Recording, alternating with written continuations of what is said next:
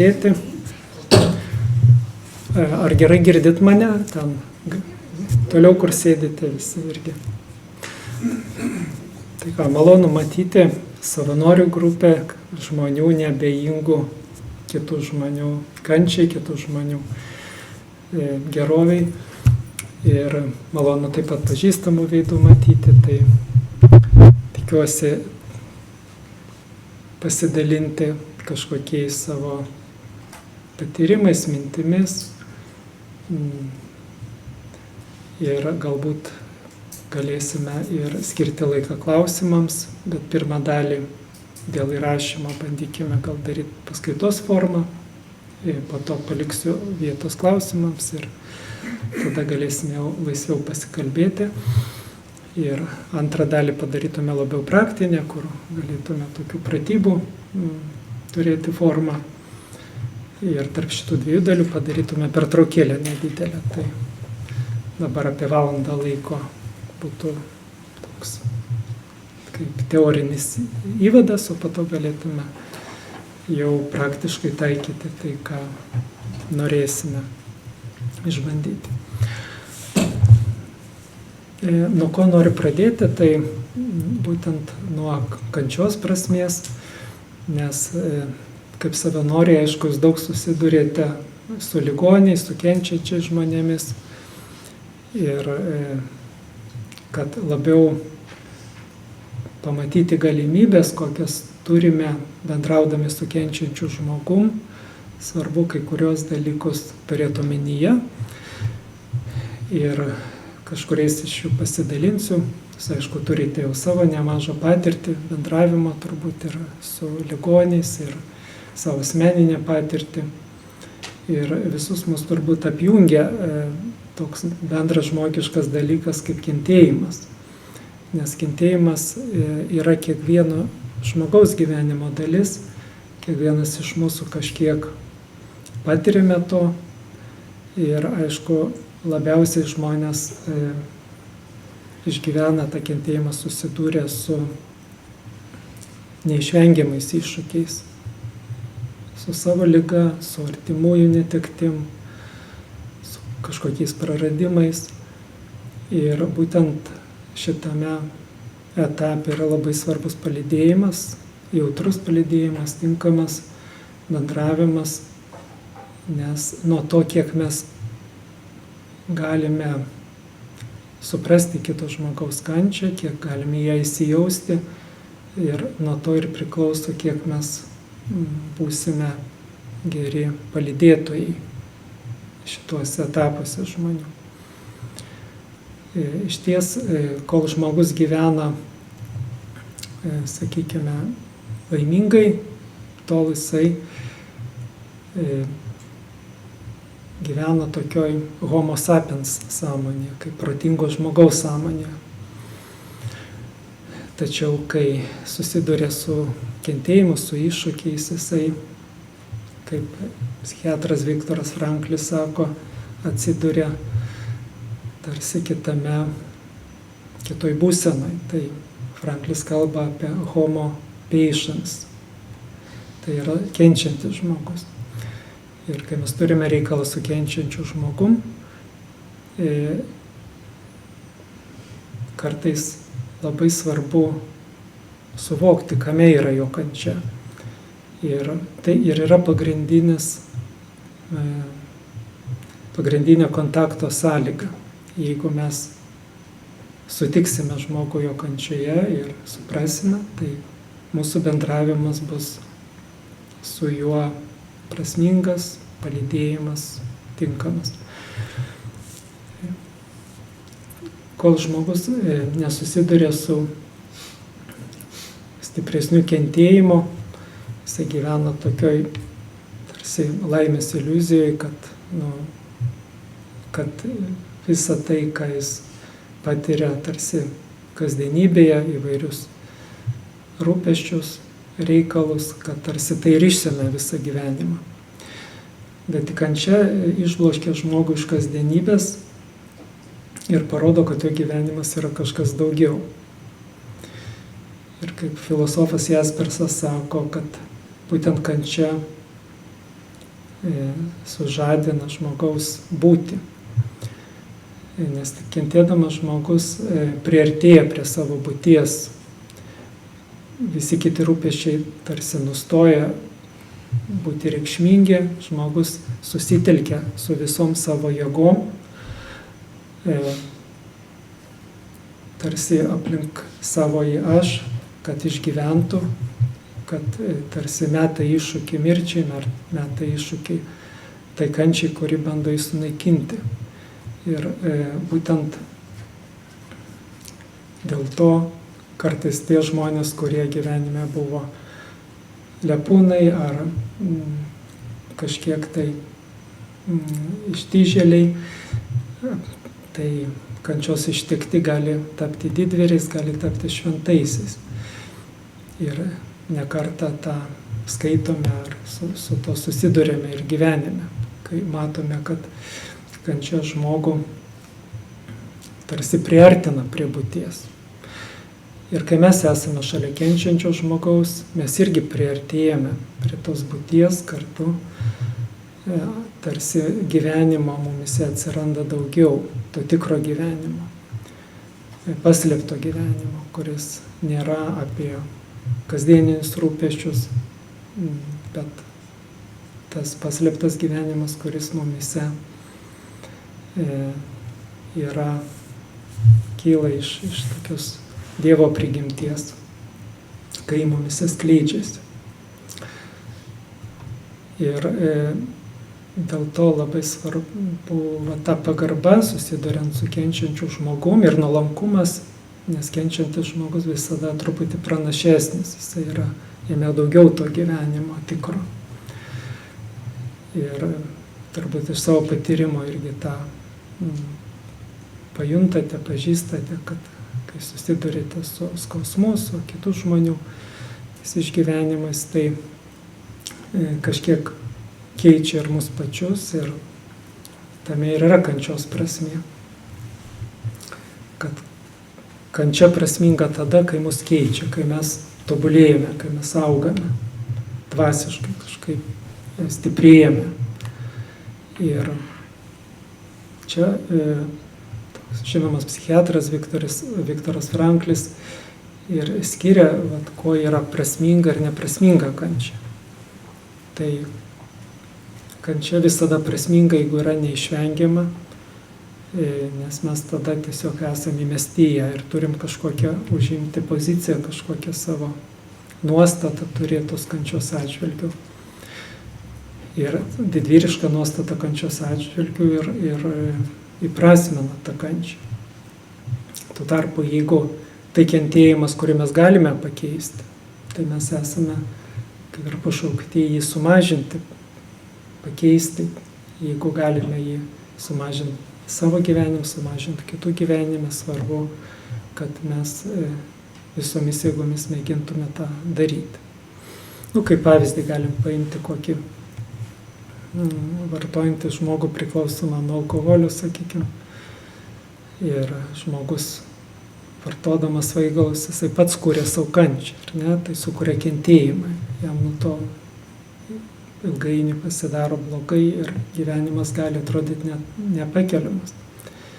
Bet tai yra ta kančia, kuri yra jo rankose. Jisai gali sumažinti tą kentėjimą, bet turi padaryti apsisprendimą, sveikti, laisvintis nuo priklausomybės, ir tada jisai išsivaduos iš tos kančios. Tačiau yra kentėjimas, kuris mus ištinka kaip neišvengiamas, kai kažkas atsitinka, kai žmogus suserga nepagydoma liga ar praranda artimuosius. Tada šita kančia yra neišvengiama ir mes galim tik užimti vienokią ar kitokią poziciją jos atžvilgiu. Arba bėgti nuo kančios, vengti jos, arba bandyti ją pasitikti. Ir tame yra mūsų drąsa žmogiška nebijoti būti kančioje tada, kai jinai neišvengiama, bet ją priimti, su ją susitaikyti ir ją įprasminti.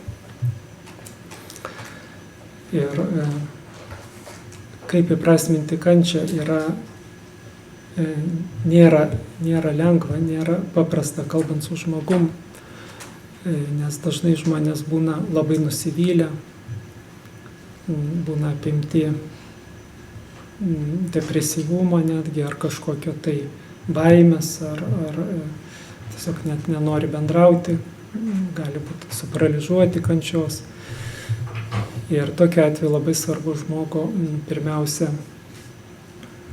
pažadinti gyvenimui, pažadinti vilčiai, kad žmogus atrastų viltį ir ta viltis vėl gydo ir padeda laisvintis, susitaikant su kančia, padeda pakilti virš jos.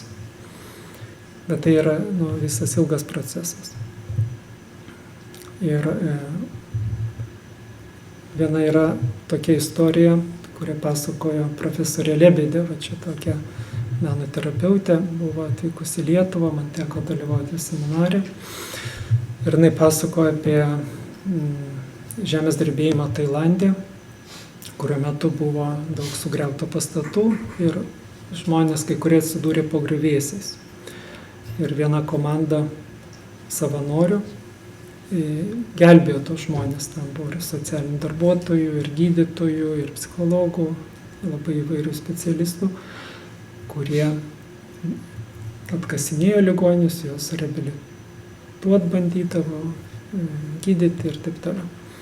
Ir štai atkasinėjo vieną žmogų ir jau atkasė jo galvą, jis pradėjo mirksėti, bet jis visais ženklais rodo, kad nenori būti atkastas. Ir visi nesupranta savanoriai, kodėl, nes dauguma apsidžiaugia, kai jos atranda ir nori gyventi žmonės.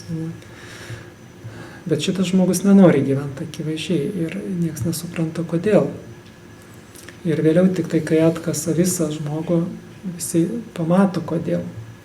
Nes šalia to žmogaus yra negyvi du jo vaikai. Jis vieną laiko vieną ranką, kitą ranką. Ir jie yra žuvę. Ir jisai žino, kad jie žuvę. Ir jisai nenori dėl to gyventi, nes jam praranda prasmę bet koks buvimas. Ir tada ta visa savanorių komanda labai sukrėsta, visi verkia, visi pasimetę truputėlį. Bet visgi tą ištraukia žmogų iš griuvėsių, jį patalpina į ligoninę, o jis praradęs kalbą, jis dėl šoko, kurį patyrė, praradęs kalbą, jis nenori kalbėtis, nenori gyventi. Ir palaipsniui ten kažkaip išprovokuoja per meno terapiją, per tai, kad jis staiga pamato vaizdus panašius nupieštus, kurie buvo to uragano metu, reiškia, ir jis pradeda kalbėti, jis sako, va, tai aš atpažįstu, tai buvo labai panašiai, daug dūmų, daug kraujo, daug, reiškia, triukšmo. Ir jis pradeda kalbėti apie tą patyrimą, kaip vyko tas žemės drebėjimas. Bet tai, kad jis pradėjo kalbėti, tai dar nereiškia, kad jis nori gyventi. Ir jis nenori gyventi, jis nemato prasmės, jo žmona žuvus, vaikai žuvę, jisai nemato dėl ko gyventi. Ir savanoriai bando specialistai suteikti jam vilties, kaip ir kalbina jį, klausia, ką jis norėtų ateitį, bet jis nenori kalbėti apie ateitį, jam tai nėra aktualu. Ir tik tai tada, kai jautriau pradėjo jį įsijausti ir suprato, ko jam reikia, specialistai tai padėjo jam grįžti prie gyvenimo. O ko jam reikėjo, tai jam reikėjo kažkaip palaidoti savo vaikus, surinkti jų daiktus, piešinius surado, netgi ten juos garbingai palaidoti, su jais atsisveikinti. Ir per tai išgėdėjęs tą vaikų praradimą, jisai sugrįžta į gyvenimą ir atranda prasmę tame, kad sukuria grupę kitiem nukentėjusim ir tampa irgi savanoriu, kuris vėliau padeda kitiem nukentėjusim nuo to žemės drebėjimo. Tai matom, koks ilgas kelias, kol žmogus vėl buvo pažadintas gyvenimui. Ir kad kartais labai svarbu dėl to įsiklausyti, ko konkrečiai reikia žmogui, kad jisai vėl grįžtų prie vilties, kad jo kančia būtų įprasminta.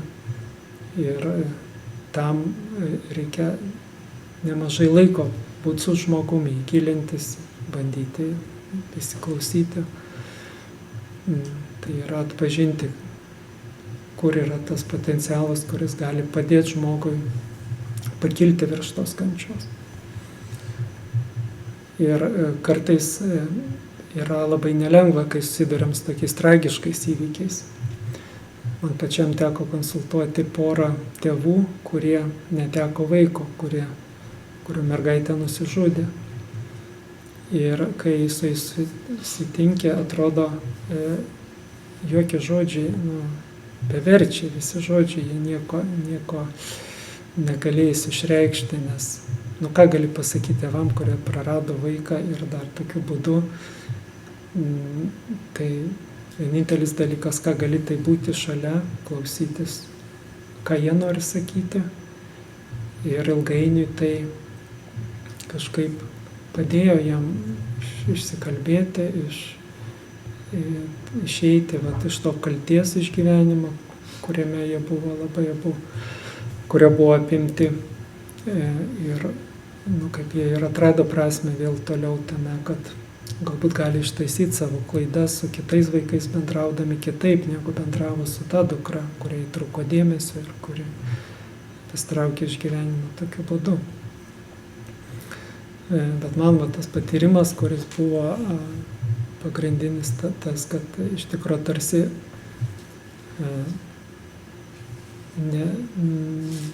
bejėgiškumo kažkoks išgyvenimas, kada jokie žodžiai neturi prasmės. Ir kai nežinom, ką daryti, kartais galim nežinoti, bet labai svarbu tada būti su žmonėm.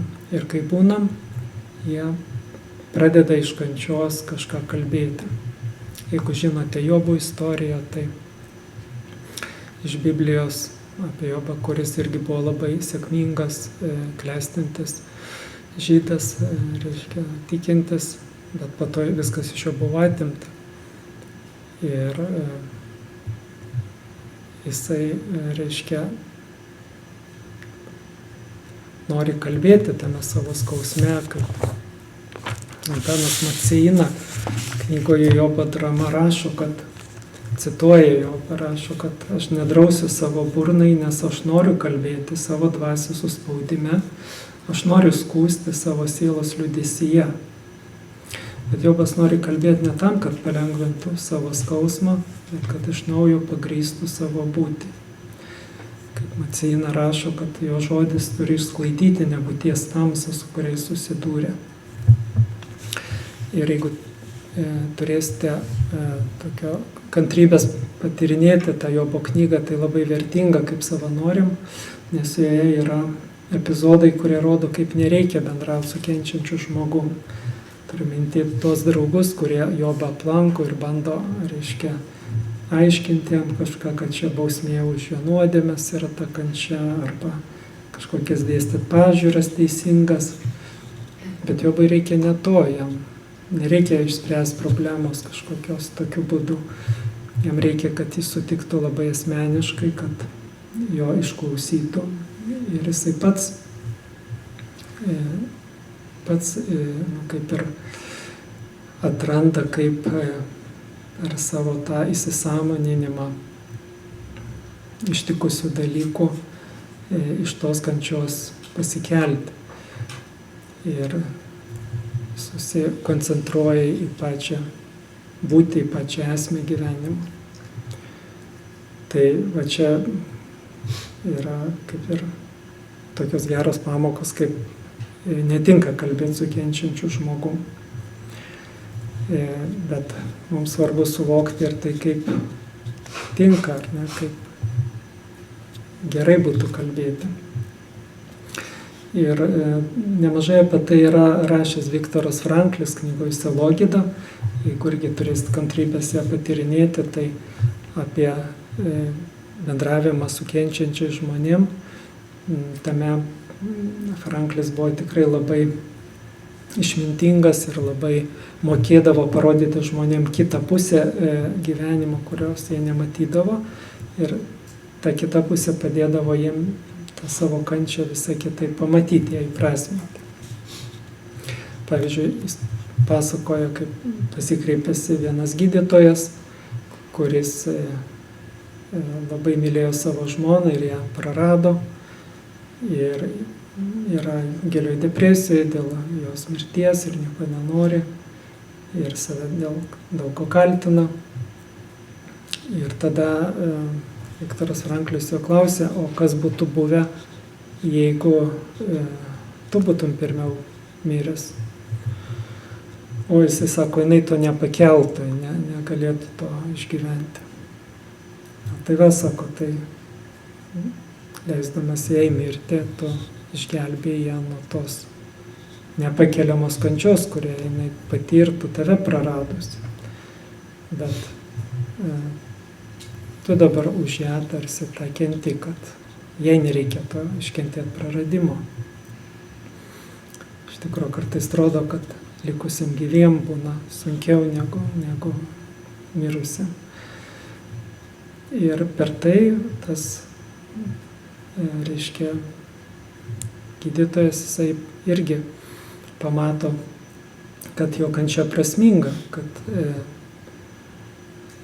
tokiu būdu jisai liktai išgelbsti žmoną nuo to, kad jai nereikia kentėti, jį prarandant.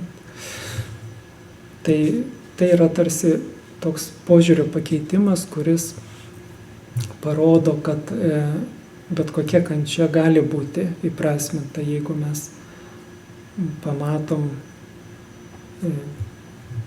kaip jinai mūsų stiprina, ar kaip padeda mylėti labiau, ar kaip kitiems žmonėms kažkaip gyvenimas nuo to pagerėja ar pasikeičia. Bet koks kentėjimas, jisai pasirodo visai kitom spalvom, visai kitaip žmonės jį suvokia, išgyvena ir sugeba pakilti virš to kentėjimo per meilę, per kažkokį tai suvokimą savo misijos, kad tai ne veltui. Ir kartais tik tai vėliau mes sužinome, dėl ko mums teko kentėti, ką tai mums davė ir vėliau kartais tai tik tai apšviečiama yra. Tačiau kentėjimas dažnai būna užmaskuotas ir ne visada jis toks akivaizdus, galbūt jis labai akivaizdus susiduriant su labai tokiais stipriais praradimais, bet kartais, kai žmonės patiria įvairius jausmus nemalonius, irgi už to galime tą kentėjimą matyti. Tai, sakykime, vienas iš svarbių dalykų irgi, kuris svarbu, kaip jums, kaip savanoriam galbūt žinoti, tai kaip reaguoti skirtingus žmonių patiriamus jausmus, kurie yra ligoje arba kurios lydite. Ir kentėjimas gali pasireikšti labai įvairiais jausmais. Sakykime, vienas iš jų tai yra pyktis kaip emocija, kai žmogus dažnai pyksta ant savo likimo, gali pykti ant Dievo, gali pykti ant savęs, ant kitų žmonių. Ir pyktis turi didelį potencialą, jeigu mes nesistengiame jo tiesiog ignoruoti, slopinti, bet padedam žmogui pamatyti, kas už to pykčio stovi, tai žmogus gali būti išsilaisvinti iš to pykčio ir tik tai svarbu pamatyti, koks poreikis yra neišpildytas už pykčio. Tai gali būti, kad nevyksta kažkas gyvenime taip, kaip žmogui norisi, ir jis pyksta ant savo likimo, gali būti, kad pyksta ant kitų žmonių, nes mano, kad jie neleidžia realizuoti kažkokių savo norų.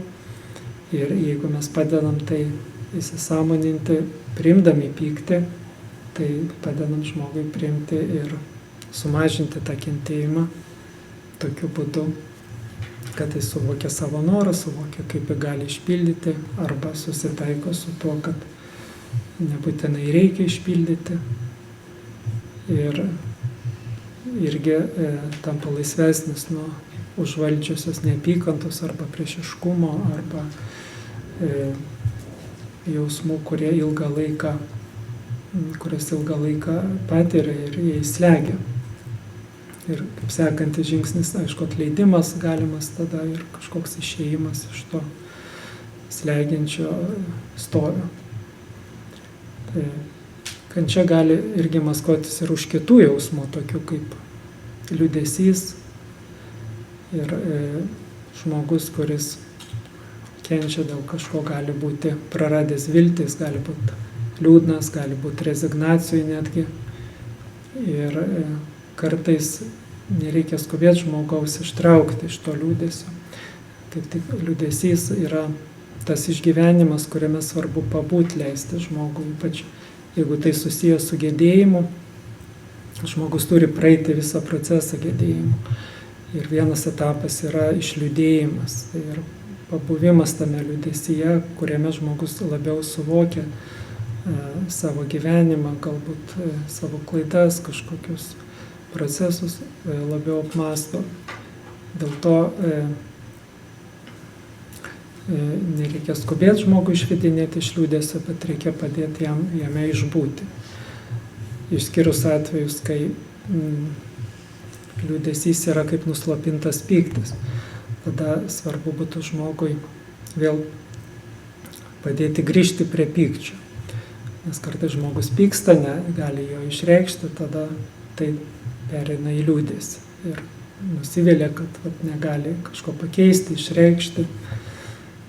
Tai tokiu atveju svarbu padėti žmogui iš to liūdesio išeiti per pyktį, leisti supykti jam ant kažko tai.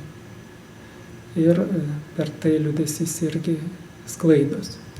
Bet jeigu liūdesys susijęs su gedėjimu, su rezignacija, kažkokiu savo gyvenimo apmąstymu, tai būdami šalia žmogaus jo liūdesyje, mes irgi padedam jam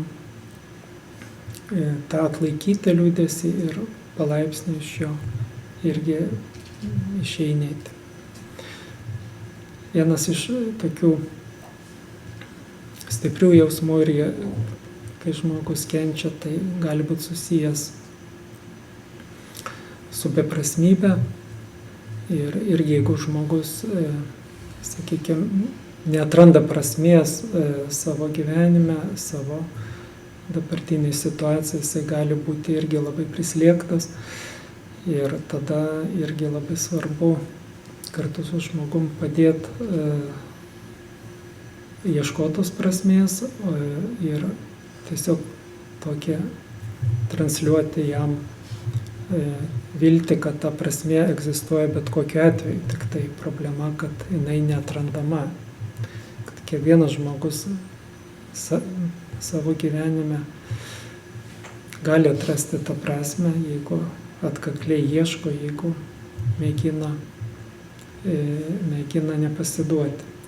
Ir kartais tenka tikėti labiau už tą žmogų. Žmogus būna pasidavęs, nusivylęs, bet jeigu kitas žmogus šalia yra, kuris sako, ne, aš vis tiek tikiu, kad tavo gyvenimas turi prasmę, kad tu gali, reiškia, būti laimingas, kad tu gali kažkaip tai išpildyti savo misiją gyvenimo. Kartais tai ir būna lemiamas dalykas, kas padeda ir tam žmogui atsitiesti ir jam irgi to patikėti. Ir labai svarbu tokį transliuoti tikėjimą žmogui, kad jo gyvenimas, koks jis bebūtų, jisai potencialiai yra prasmingas. Ir svarbu nepasiduoti tam nusivylimui. Dar vienas iš tokių stiprių jausmų, kurio žmonės patiria, susidūrė ar su mirties grėsme, ar su, sakykime, pavojumi, ar laukdami operacijos, ar laukdami kažkokio tai tyrimo atsakymo. Tai koks yra jausmas? Baimė, taip.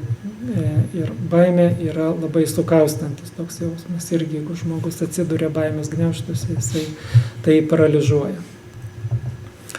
Ir būtent jeigu mes sutinkame žmogų baimėje, tai kaip tik labai svarbu padėti jam priešingai negu liūdesio atveju, kuo greičiau išsivaduoti iš tos baimės.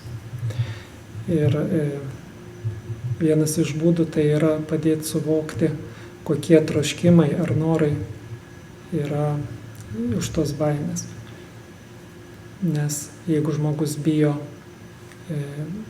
operacijos, nes gali tapti neįgalus po jos, reiškia, jisai nori priešingo dalyko, ne? Jisai nori, kad operacija praeitų sėkmingai ir jisai liktų, reiškia, funkcionalus, kad netaptų neįgaliu po operacijos. Ne? Reiškia, už baimės egzistuoja kažkoks noras. Ir jeigu mes nukreipiam žmogų į tą norą, jisai vėl atsitęsia, nes jisai jau nėra prislėgtas tos baimės, jis yra jau vedamas to noro ir gali su tuo noru turėti viltį. Ir aišku, tai padeda jam nebūti prislėgtų tada.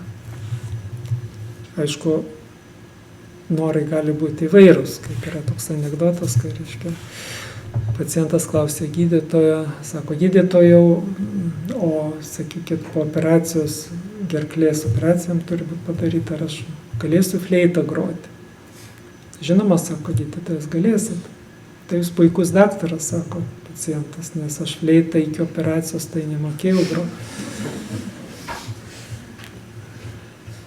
Tai jo, tai norai gali būti įvairūs, bet kokie norai netgi patys neadekvačiausi yra geriau negu kad baimė, kurioje žmogus atsiduria.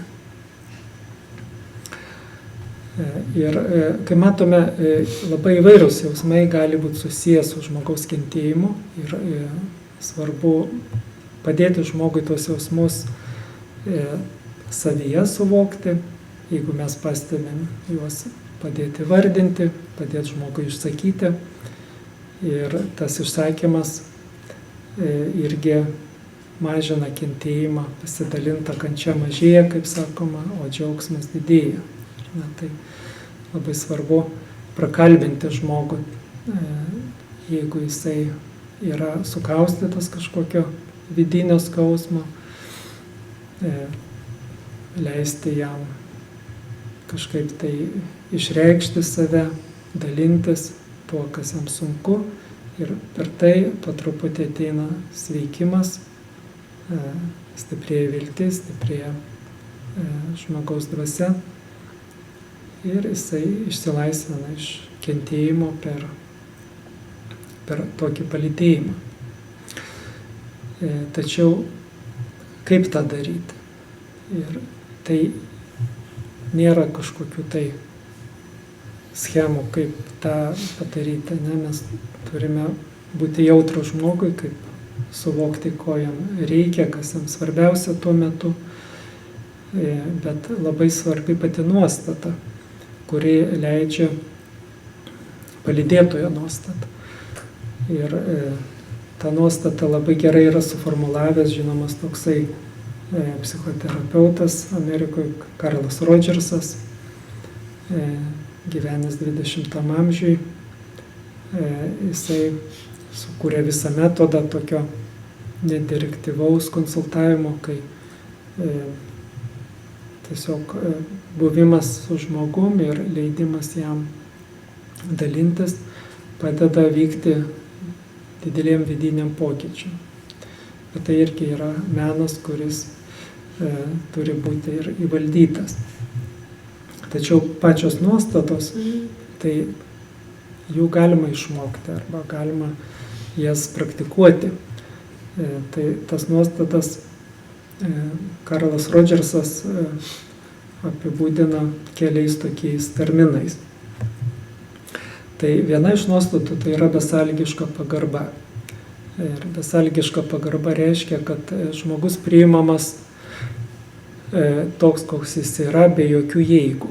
Tai yra be jokių sąlygų. Ir kad leidžiama žmogui būti savim ir jis nėra mokomas, nėra smerkiamas, nėra vertinamas. Tai yra, mes pagarbiai priimam žmogaus pasirinkimą būti tokiu, kokiu šią akimirką nori būti. Kita svarbi nuostata tai yra įsijautimas ir tam kartais reikalinga empatija, tai yra gebėjimas pažvelgti to žmogaus akimis į situaciją, gebėjimas įsijausti labiau į žmogaus patiriamą išgyvenimą. Ir kartais to užtenka irgi, kad žmogus labiau norėtų atsiskleisti, norėtų toliau dalintis. Jeigu mes labiau įsijaučiam, tą kitas žmogus irgi patiria ir jisai toliau noriai dalinasi to, kas jam svarbu. Ir per tai irgi laisvinasi iš savo kentėjimo. Dar viena nuostata svarbi, tai yra nuoširdumas, paties palydėtojo nuoširdumas, nes nuoširdumas reiškia ne tik geranoriškumą ir kažkokį tai tokį atvirumą kito buvimui, bet ir savo irgi jausmų parodymą, išreiškimą. Galima ir verkti su kitu žmogum ir tai gali būti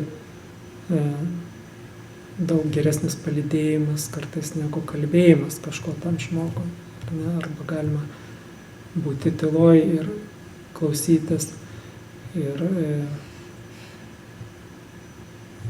klausantis kažkaip reaguoti į svarbiausius dalykus.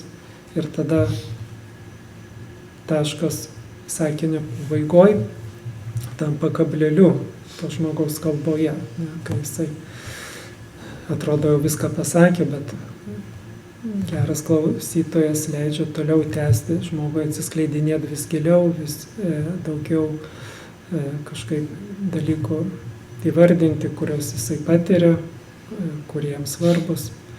Ir dėl to klausimas yra labai svarbus kaip įgūdis. Ir tą įgūdį mes šiandien irgi turėsim progą patreniruoti labiau, galbūt per tą praktinę dalį, bet kokį tai gali turėti poveikį tinkamas klausimas. Noriu pacituoti patį Karlą Rodžersą, kuris savo knygoje yra pasidalinęs tuo savo patyrimu. Jisai rašė, kad daug kartų gyvenime netikėtai susidurdavau su neišsprendžiamomis problemomis. Ir jaučiausi einantis ratą po rato pasikartojančių apskritimų. Pagaliau kartą apimtas beviltiškumo ir nevilties maniau atsidūręs psichozėje. Ir tokiais momentais galvodavau, kad galėčiau būti laimingesnis, jei man pavyktų surasti žmonių, kurie klausytųsi manęs ir kartu išgelbėtų mane iš mano jausmų chaoso. Ir laimė aš radau tokių žmonių. Jie klausydavo nevertindami, nesmergdami ir nediagnozuodami. Jie tiesiog klausėsi, aiškino, reagavo į mane. Aš patikrinau, kad kai jauti psichologinį distresą, kas nors išklauso tave tuo metu nevertindamas, nemėgindamas prisimti atsakomybės už tave, nesiekdamas ką nors suformuoti tavyje, jautiesi beprotiškai gerai. Tai iš karto nuima įtampą.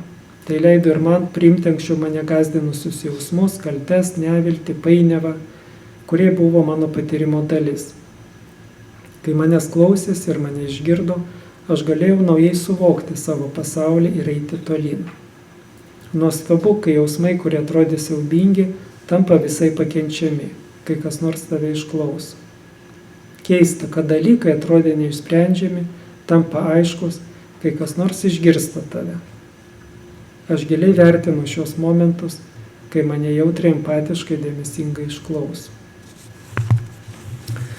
Taigi matome, kad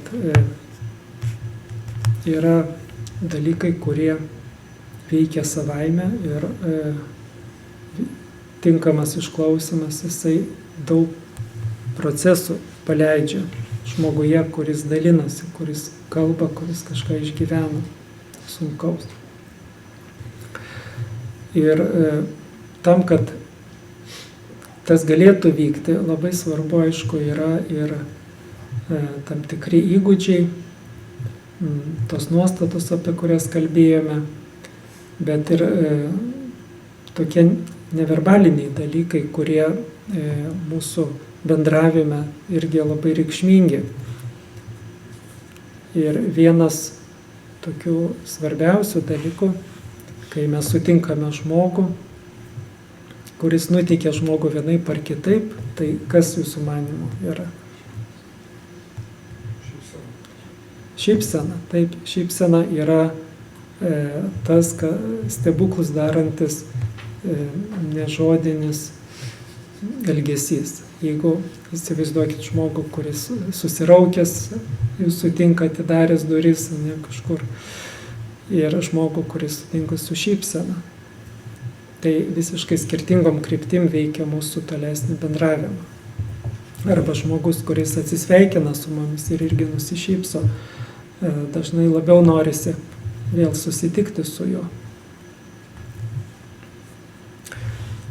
Aš jaunystėje, kai ruošiausi stojamiesiam egzaminam, lankiausi pas tokį korepetitorių matematikos, kuris turėjo senbernarą seną, ir tas senbernaras už mane sėdėdavo už nugaros, kai mes spręsdavom uždavinius, ir mane kvėpuodavo, ir aš patirdavau tam tikrą tokį dvigubą stresą. Vienas dalykas to, kad reikėdavo spręsti sunkius uždavinius, kitas dėl to, kad šalia tas senbernaras, reiškia, labai mane saugodavo, kad aš niekur ten nepajudėčiau iš vietos.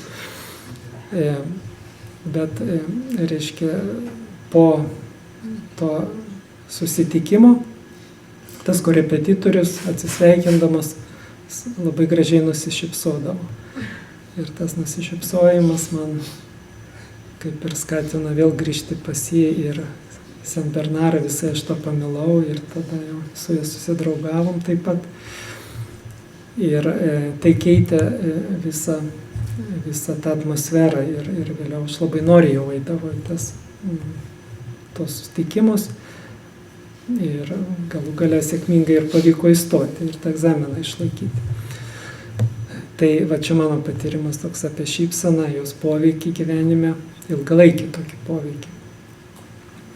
Bet su žmogumi ypatingai, kuris ligoja ar kuris yra prislėgtas, sutikimas jo su šypsena, jisai tarsi iš karto atveria tokį kelią bendravimui, kuris aišku, daugiau žada, negu kad mes sutiktume žmogų susirūpinę ar susiraukę ar kažkaip tai. Dar rašytojas Fiodoras Dostojevskis sakė, kad žmogų mes galime daug geriau pažinti iš to, kaip jis juokiasi, negu iš tokio nuobodaus psichologinio tyrinėjimo ar skaitimo kažko apie jį ar panašiai. Taigi ir žmonės, kurios palydime, irgi galime pažinti pagal tai, kaip jie ir neverbaliai reiškia save, ir dėl to labai svarbu būti irgi dėmesingiam ir jų tam nežodiniam bendravimui ir jį reaguoti. Nes vienas dalykas, ką žmonės išsako, parodo, kitas dalykas, ko žmonės ką nutyli. Ir labai svarbu, jeigu norim būti jautrus kitiem, būtent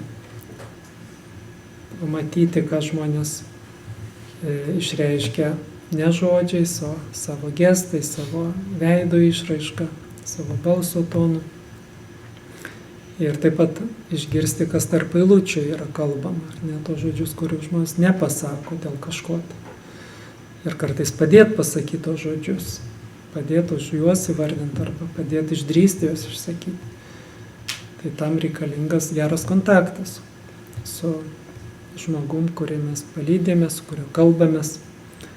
Na ir tas geras kontaktas irgi skuriamas nuo pat pirmos akimirkos susitikimo, kai mes sutinkam žmogų, nusišypsom, prisistatom, pradedam kalbėtis apie kažką, tai